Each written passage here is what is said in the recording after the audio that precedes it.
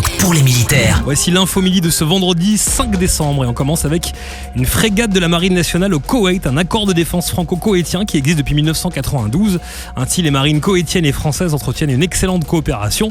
En plus de la maintenance d'un important parc de matériel sur cette escale, des échanges ont été organisés avec la marine koweïtienne qui permettent de renforcer l'interopérabilité et l'efficacité collective dans le but de participer à la stabilité et à la paix régionale. Le navire a été présenté ainsi que ses missions grâce à des visites dédiées et une réception de haut niveau en présence de personnalités civiles, militaires ou encore diplomatiques. Le capitaine de frégate Jocelyn a pu rappeler ainsi qu'un large éventail de programmes de formation de haut niveau est proposé à de nombreux marins koweïtiens. L'armée de terre va pouvoir localiser ses combattants déployés sur le terrain sans recourir à des systèmes GPS. Il est primordial pour un poste de commandement d'avoir une vision précise du personnel déployé au combat. Et bien, cette capacité permet d'avoir une connaissance plus fine de la situation, d'éviter des tirs fratricides et de porter éventuellement secours à des soldats blessés plus rapidement. Mais il y a toujours la menace de brouillage des signaux de géolocalisation par satellite.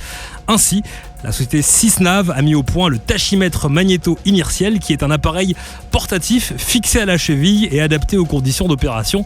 Il permet une localisation précise et autonome, indépendante des signaux GPS. Il peut même détecter les anomalies comme l'absence de mouvement ou une chute. Il fournit également une visualisation en 3D des effectifs équipés.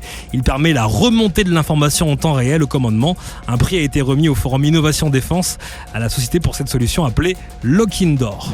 Le 3e régiment d'infanterie de marine a réalisé un exercice nautique appelé Baravel sur la côte morbihanaise. Durant 3 jours, la compagnie d'éclairage et d'appui et le groupement commando amphibie ont effectué des manœuvres en mer, de jour comme de nuit, sur des embarcations légères dans le golfe du Morbihan.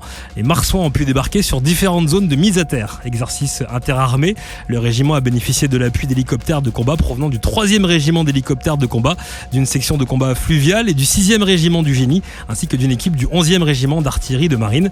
L'objectif était d'entretenir les savoir-faire techniques et tactiques en vue de missions en combat de haute intensité à dominante nautique en milieu naturel et de s'entraîner au déploiement de zones depuis des embarcations. Sur terre, sur mer, comme dans les airs. Skyrock PLM, en équipe avec Cuneo, la mutuelle des forces armées.